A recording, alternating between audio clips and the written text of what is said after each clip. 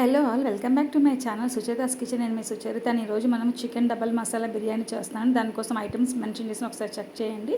దానికోసం చికెన్ ముందుగా మనం బాగా వాష్ చేసుకుని ఉప్పు పసుపు వేసి ఒక హాఫ్ అన్ అవర్ నానబెట్టి తర్వాత వాటర్ అంతా పోయేలాగా స్ట్రెయిన్ చేయండి. ఇలా చేయడం వల్ల చికెన్ చాలా టెండర్గా, చాలా మెత్తగా, సాఫ్ట్గా బాగుంటుందండి.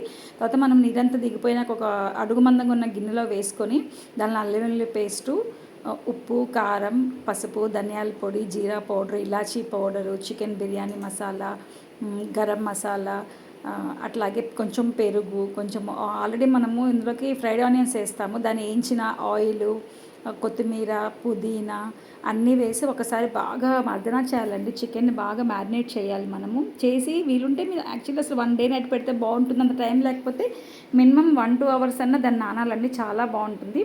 ఒకసారి మొత్తం కలిపి ఈ టైంలో ఒకసారి మీరు టేస్ట్ చేయండి. కొంచెం సరిపోతే సాల్ట్ కూడా వేసుకొని టేస్ట్ చేసి ఇప్పుడు పెట్టేందుకు ఇప్పుడు వేస్తే మీకు ముక్కలకి అనేది పడుతుందండి. మొత్తం వేసి అలా సైడ్కి పెట్టేసేయండి. ఒక మినిమం 1-2 అవర్స్ అన్న అంతే బాగుంటుంది. ఆ సైడ్కి పెట్టేసేయండి. ఈలోపు మనము బిర్యానీ రైస్ కోసమని అదే తయారు చేసుకుందామంటే ఒక బౌల్లో రైస్ అది కడిగేసినాక వాటర్ వేసి దానిలో అల్లం వెల్లుల్లి పేస్టు, ఉప్పు, ఆయిల్ వేసి ఇలా హోల్ గరం మసాలా ఐటమ్స్ అన్నీ వేసి మనము ఒక 50% ఉడికేదాకా స్టవ్ మీద పెట్టుకోవాలండి. 50-75% ఉడకాలి. సో ఇట్లా అన్నీ వేసి ఒకసారి మొత్తం తిప్పి కొంచెం సాల్ట్ వేసి చెక్ చేయండి. ఎందుకంటే ఆల్రెడీ మనం వేసున్నాం కదా, కాబట్టి ఒకసారి కర్రీలో ఉంటుంది, ఇందులో ఉంటుంది కాబట్టి మీరు ఒకసారి చెక్ చేసుకొని అడ్జస్ట్ చేసుకొని వేసుకోండి. ఇట్లా ఒక 75% ఉడికినాకండి దాన్ని మనం ఒక స్పైడర్ స్పూన్ ఉంటుంది కదా, ఇట్లా హోల్స్ ఉన్న స్పూను, దాంతో ఆల్రెడీ మనం మ్యారినేట్ చేసి పెట్టిన దాని మీద మంచిగా నీట్గా మీరు పరచండి.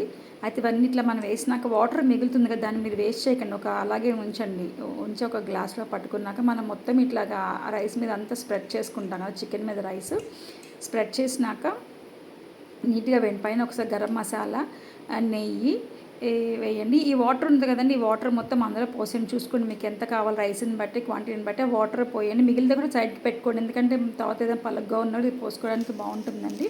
ఇట్లా కింద ఒక మనం తవ్వ పెట్టి దానిపైన పెడితే హీట్ బాగా మనకి అన్ని వైపులా గిన్నెకి స్ప్రెడ్ అయ్యి చాలా బాగుంటుందండి. ఇది అలా పెట్టి దమ్ చేయండి. మీరు ఒక సిమ్లోనే పెట్టి ఒక 20-30 మినిట్స్ దమ్ చేయాలండి.